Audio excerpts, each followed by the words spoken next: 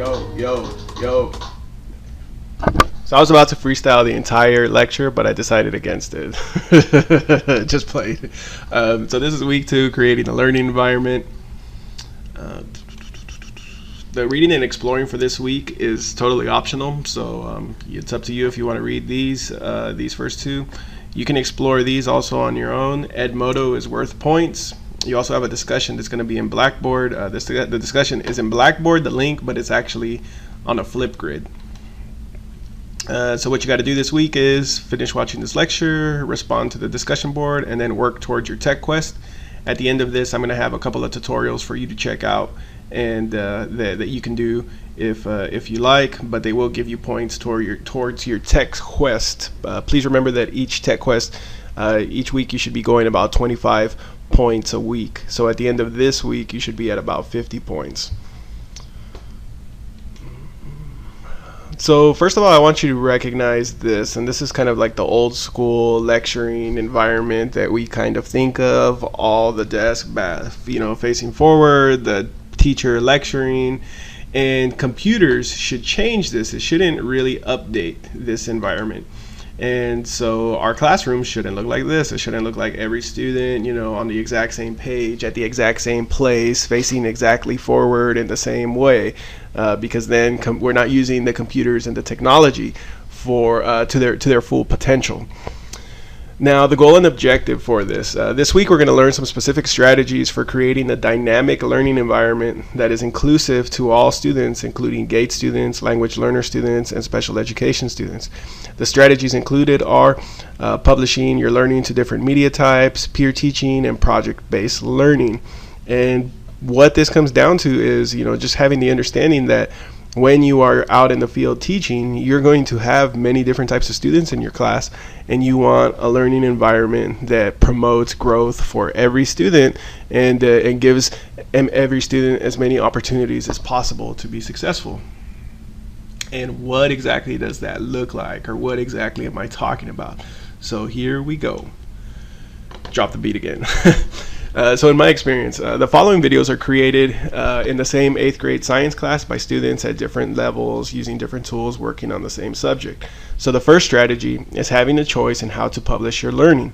This means that rather than having every kid turn in a science worksheet, some kids show their knowledge through coding, some through animation, and others through blogs. And this is how that looked. So this is a student that had just come to the United States. He had less than a year he had been here for less than a year, and so his English was very limited, but he was able to use Google Translate and Prezi to actually create like these really cool presentations and be active and part of the class. So just because he didn't speak English yet didn't mean that he just had to sit there and be quiet and basically lose a year. This meant that he was actively creating, and then the other kids were like, oh wow, he's really smart, and that's what we want, especially for a student that's a newcomer.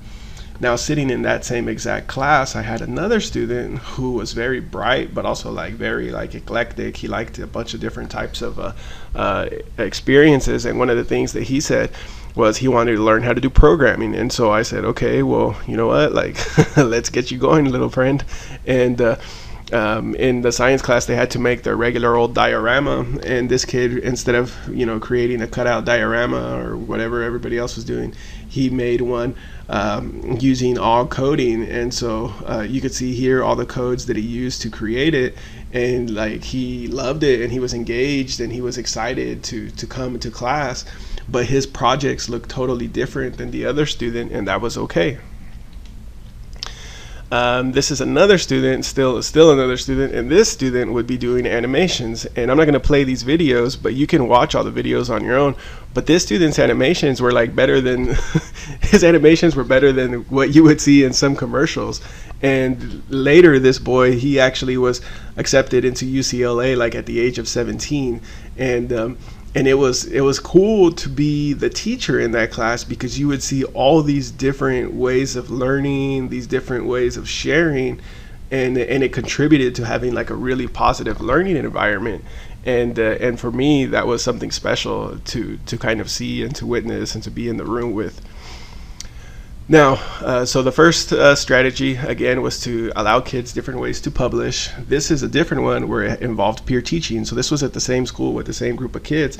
But what we did was, we say we're going to do the science fair, and then people would say, oh, well, a lot of our parents aren't going to come to the science fair. Like, oh, that's no problem.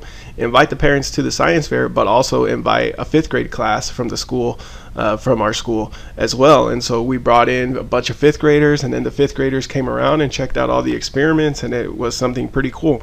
Now, you can do this type of thing, not just like with science. You could do it with any type of technology project. You could do it with any content area. You see sometimes schools have like buddy readers. The 6th graders go down and read with 2nd graders and things like that. But this is like a very viable strategy, especially when your kids are teaching other kids how to do some type of project or some type of technology component. And then this was another one with the same exact group, and this was our Science Film Festival. And the Science Film Festival was pretty cool because we gave the students like a standard that they were going to focus on, and then we gave them the opportunity to make movies from it. And we packed the whole cafeteria. When we packed the cafeteria, this is from a different picture for history, but we did like a red carpet, the selfie wall, popcorn machine, little VIP section, and we did this all together, like among teachers, quite a few teachers. I was new to the school, but some of the teachers that were helping do it, they were new teachers as well. But when you do something like this, like when you do like project-based learning, it's always important for kids to have an audience. And when they have an audience, like it gives them the motivation, knowing that people are actually going to see my work. And that's something for you to consider, which is most work, like if you give a student a worksheet, maybe their friend sees their worksheet, maybe their parent at home sees their worksheet, and maybe you see the worksheet when you correct it or whatever you're going to do with it.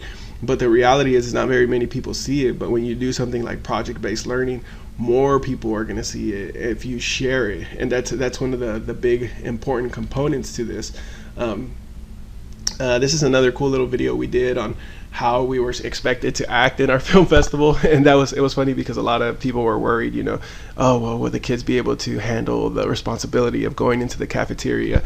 And it's like, yeah, you just got to set and model, your expectations for every learning environment. And if you watch this one, you're probably gonna laugh, and this is one of my favorite ones, so check it out.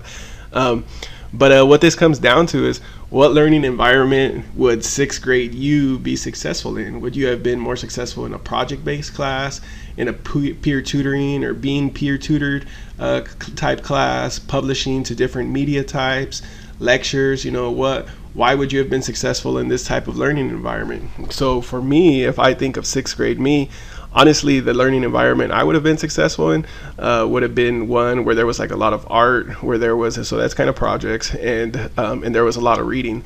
That's 100% what I was into. You throw some art and some reading in there, and I would have done art and reading in any type of environment. Some kids I see, they're very shy, but then when you let them publish, they have like this amazing voice through the work that they do. What I mean is like, I'll see kids that are very quiet, but then they do these really amazing animations, or I'll see the kids that are very quiet, but then they'll make these really cool videos on their content and on their topic. So in Flipgrid, I want you to answer this and tell me also, why would you have been successful in this type of learning? So kind of tell me, what kind of learner you are, and how just how this would have been good for you. So thank you very much, and if you have any questions, please reach out. EDTE class on Twitter, Gonzalez@gmail.com.